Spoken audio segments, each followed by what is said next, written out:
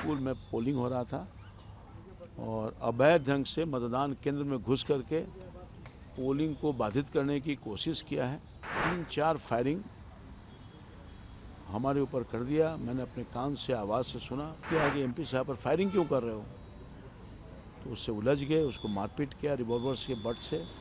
जान उनकी बच गई, नहीं तो हो सकता था उनको भी जान मार देते। दिन में भी हमारे कार्यकर्ताओं को मारा, बूथ पर पाली में मारा, दानापुर में मारा। पता नहीं क्या हो गया है इन लोगों को। हार में जो बौखलाहट है ना, वही है सब परिणाम है। हमारे पोलिंग एजेंट को मारना, हमारे कार्यकर्ताओं को मारना, हम पर अटैक करना। उससे पहले हमारे लड़के पर अटैक हुआ था प्रचार के दरमियान। दोपहर के समय में जानकारी मिली कि वहाँ के स्थानीय विधायक रेखा देवी जी गई हैं वहाँ तिनेरी बूथ पर। यहाँ स्कूल में पोलिंग हो रहा था और अवैध ढंग से मतदान केंद्र में घुस करके पोलिंग को बाधित करने की कोशिश किया है। स्थानीय ग्रामीणों ने, आम जनता ने उसका प्रोटेस्ट किया, हंगामा हुआ। उस हंगामा के बारे में जानकारी के लिए मैं गया था, मगर वहाँ जाने के बाद जब मैं निकल करके एक दूसरे गांव में जा रहा था तो वहाँ पर पहले से लोग इकट्ठे थे। पता नहीं कैसे उनको मालूम था क्या था, और 3-4 फायरिंग हमारे ऊपर कर दिया। मैंने अपने कान से आवाज़ से सुना। मैं फिर आगे बढ़ गया, मैं रुका नहीं, वहाँ आगे बढ़ गया। चूँकि मेरे पास कोई उतना सुरक्षाकर्मी एक्स्ट्रा तो था नहीं, 2 ही कर्मी रहता है मेरे पास। तो मैं जब आगे बढ़ा, रुका, तो मेरे साथ मेरे जो समर्थक लोग थे उस गांव तिनेरी गांव के, उन लोगों ने प्रोटेस्ट किया कि एमपी साहब पर फायरिंग क्यों कर रहे हो, तो उससे उलझ गए, उसको मारपीट किया रिवॉल्वर्स के बट से। जान उनकी बच गई, नहीं तो हो सकता था उनको भी जान मार देते। यही है, घटनाक्रम दुखद है। हम तो कभी सोच भी नहीं सकते थे।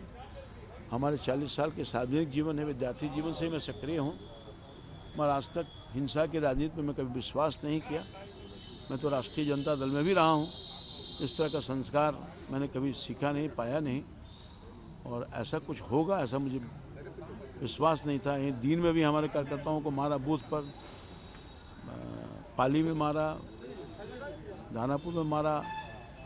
पता नहीं क्या हो गया है इन लोगों को कि लोकतंत्र को बंदूक के बल पर ख़त्म कर देना चाहते हैं। लोकतंत्र ख़त्म नहीं होगा ना, लोगों का जनभाव है, उसको कैसे आप बंदूक से ख़त्म कर दीजिएगा, रिवॉल्वर से। कौन थे वो लोग जो आप लोगों पर बोले? वो स्थानीय लोग ही थे और राष्ट्रीय जनता से जुड़े हुए कार्यकर्ता थे, जो हमारे साथ, जिनको चोट लगी है, जो लोग थे उनको लोग पहचानते भी हैं, लोगों का नाम भी बताया। क्या स्थानीय विधायक भी उसमें शामिल है क्या? अब कौन है नहीं है पुलिस जानता है, हम तो नहीं जानते हैं। आखिर क्या वजह रही रामकृपाल जी जो आपके ऊपर? वही तो पता नहीं, हम तो किसी का हित करते नहीं भैया। मैं तो हित ही करता हूँ, वही तो करता ही नहीं। अब तो ये पॉलिटिकल प्रतिद्वंदता है, हार हो गई उनकी। तो हार में जो बौखलाहट है ना, वही है सब परिणाम है। हमारे पोलिंग एजेंट को मारना, हमारे कार्यकर्ताओं को मारना, हम पर अटैक करना। उससे पहले हमारे लड़के पर अटैक हुआ था प्रचार के दरमियान, और हमारे प्रचार गाड़ी लेकर जो जा रहा था उस पर भी अटैक हुआ। सिद्धार्थ जो एमएलए हैं विक्रम के, उनके ऊपर अटैक हुआ। एक दलित समाज, महादलित समाज का व्यक्ति था, उसको मार मार करके देह तोड़ दिया, हॉस्पिटलाइज था।